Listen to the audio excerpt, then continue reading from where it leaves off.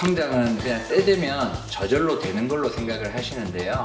물론 저절로 큽니다, 아이들은. 부모님들이 제일 신경 쓰는 게 단백질 많이 먹이기잖아요. 보통 단백질 많이들 먹이고 계신데 단백질만 잘 먹는다고 키가 크진 않습니다. 그래서 성장판에 신호를 주는 스타트 버튼이 됩니다.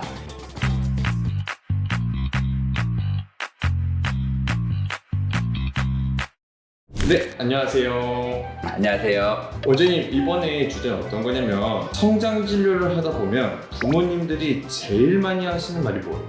아무래도 성장 치료를 받으러 오시는 분들은 첫 번째는 우리 아이가 또래들보다 좀 작다 많고요. 그리고 작년까지는 쑥쑥 크더니 올해는 잘 안 큰다, 이런 이야기들이 많아요. 근데 실제로 검사해 보면 성장판이 다친 것도 아니고 큰 병이 있는 것도 아니에요. 네? 그럼 성장이 왜 멈추는 거예요?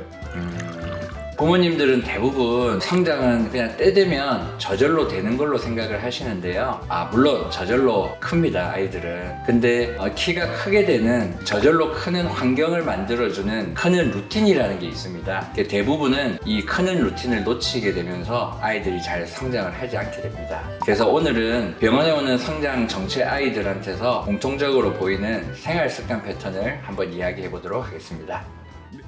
자, 그러면 첫 번째 습관은 늦게 자는 아이. 많이 있죠. 그렇죠.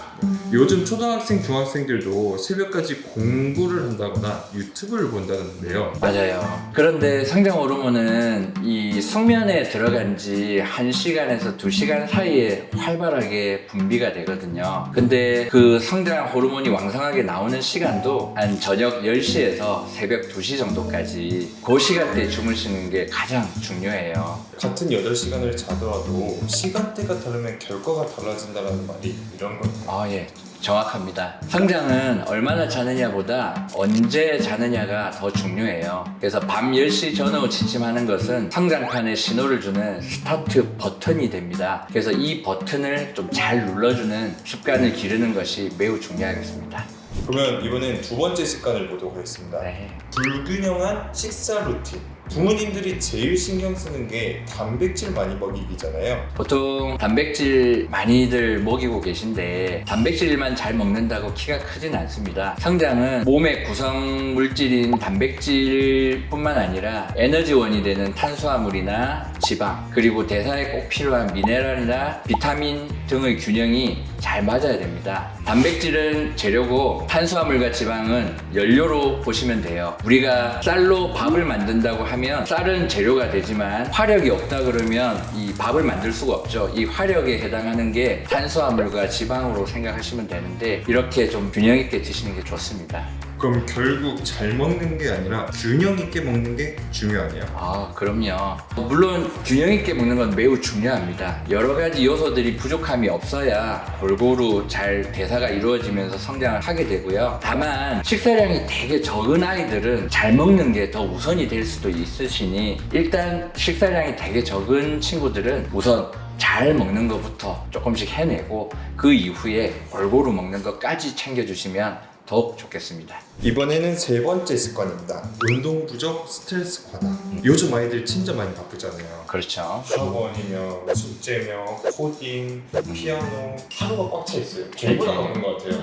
요즘 아이들 몸이 쉴 틈이 없죠. 근데 이게 문제입니다. 이 성장 호르몬은 우리가 뭔가 이완된 상태에서 잘 분비가 되거든요. 근데 바쁘고 스트레스를 많이 받게 되면 코르티솔이라는 이 스트레스 호르몬이 많이 분비가 되면서 오히려 성장 호르몬 분비를 방해해버려요. 그러면은 이 에너지를 스트레스를 해소하는 쪽에 많이 써버리게 돼서 크는 데 쓰는 게 아니라 오히려 그냥 현상을 유지하고 버티는 데 다 써버려요. 결국 너무 열심히 사는 게 오히려 성장을 막게 되는 거예요. 그렇죠. 요즘 아이들 열심히 살아야 하는 시대적 환경이긴 한데, 그래도 하루 30분이라도 뛰거나 스트레스를 풀 수 있는 시간이 꼭 필요합니다. 이 스트레스 푸는 주요 방법 중에도 충분한 수면도 이 해당이 되니까 충분한 수면과 그 다음에 하루 30분 이상의 운동, 이런 부분들은 꼭 챙겨주시면 좋을 것 같습니다.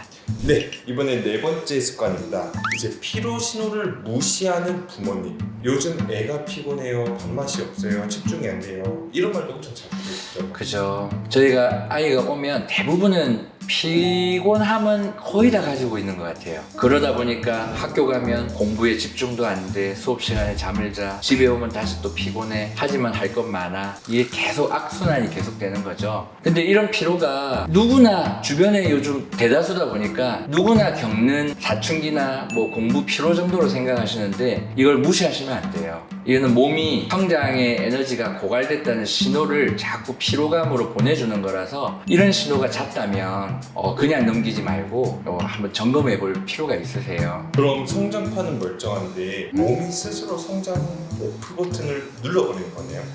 표현 정확합니다. 이게 우리가 일상생활을 이렇게 생각해 보시면 돼요. 뭔가 평화롭게 살고 있는 상태에서 뭐 이렇게 쓰는 자원이 있는데 만약에 어딘가 불이 났어요. 그러면 모든 걸 그 불을 끄는 데 집중을 해야 됩니다. 그래서 이 몸이 피곤하면 에너지가 많이 부족한 거고 잔병 치료를 하든 스트레스를 많이 받든 에너지를 많이 소모하게 되면 결국은 계속 성장했을 에너지가 없게 되니까 이런 피곤하다고 하는 증상의 소리를 잘 들어주시는 게 바로 부모님들의 역할입니다.